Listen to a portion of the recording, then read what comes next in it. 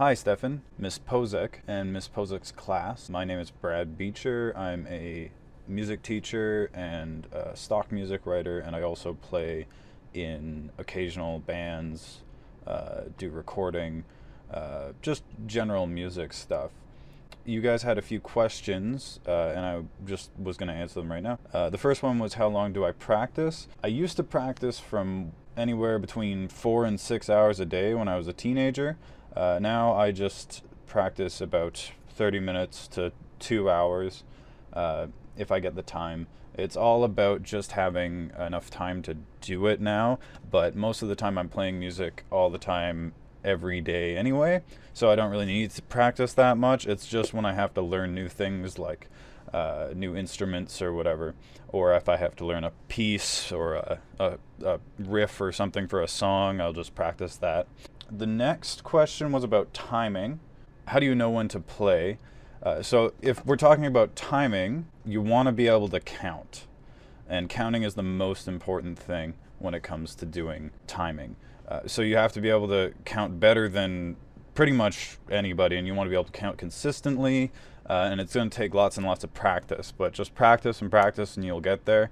Another thing is you want to be able to use a metronome. So a metronome is your best friend when it comes to learning how to do things in time. Just practice with a metronome every time you practice. It's the most important thing you can do. How do you know when to follow other musicians? Realistically, as a drummer, you should be the one that everybody follows, but you have to be really, really good at your timing, and you always have to have your parts correct and on time, and if you mess up, everybody else messes up. But that's why everybody has to have a good sense of time, but especially you, because you're basically the conductor. When you're playing, people are going to be listening to your drum fills, and they're going to be listening to your cues and your bass drum hits and your snare drum hits, just to know when they're supposed to play certain parts. So you're going to have really good time. Always practice with a metronome, always practice counting, count, metronome, and just be very good at it. Next question was, how do you do concerts? Really, you just have to get out to shows and learn who is running basically any of the shows. Producers will set up a show and make, all the bands get together and stuff. So if there's a band coming to town and you want to get on that bill, just contact them. You need to get their email, or you need to meet them in person, and you have to basically just sort of become friends with these people. After that, when you do a show, if you do well, they will probably start contacting you to start doing more shows, and you won't have to do as much work just talking to people. But that's the key thing, is you do have to actually get out there and start talking to promoters. Nobody's just gonna see you on the street and say, oh wow, you should play this show. You have to actually get out there and do it, and then prove that you can do the show, and then they'll start talking about getting you into more stuff. Who are my favorite drummers?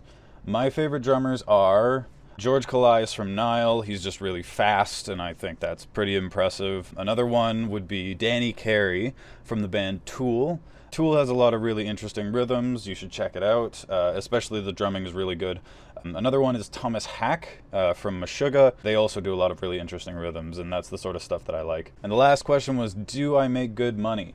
Now, that is a hard question to answer, because the amount of money I make can actually fluctuate from time to time. With teaching, you don't make a whole lot of money because you can only teach so many hours in a day. Most of your students are going to be after school, and you can only teach until their bedtime. So you can make a decent amount off of that, but you have to really pack in a lot of students. And it depends on how many students you have in a given day for how much money you're going to make. When you're making stock music, that also depends. You have to have a lot of skills to do stock music. Mixing, you should be able to play multiple instruments, not just drums, and you have to be able to write stuff that is marketable. So if you listen to commercials and you listen to movie soundtracks and stuff like that, you will find that there's certain types of music that they're looking for, and you have to learn how to make that specifically. You can't just make rock or whatever you want to do. pop music, and then just put it out there and then hope that, oh yeah, that's going to make, you know, a million people are going to buy that and use that in their commercial. They're not. You have to specifically make music for those kinds of commercials. So, and also playing shows, when you make money, it's not a whole lot. I remember for a 5-piece band, we would at most make $100, you know, for the whole band in one night. We weren't playing the most popular music, so that's part of it. If you want to make more money, you play more popular music, but we were only making $100 to split between 5 people, so that's $20 for a whole night, which it's not a whole lot of money. So the way you make more money is you make merchandise. You sell shirts, you sell albums, you sell coasters, whatever you can do. Put your name on it, sell it. And at the shows, that's basically your marketplace. You're going to sell shirts there. You're going to sell albums there. You're going to sell anything else, picks, drumsticks with your logo on it. You're going to have to get really creative with that if you want to make a lot of money. So now, none of those things make a whole lot of money on their own. So you have to do at least 2 different things if you want to be a career musician. You have to do playing shows and teaching music. You have to write stock music and play shows. Maybe you play shows in multiple bands. I have lots of friends who play in upwards of 5 bands just to make an ends meet.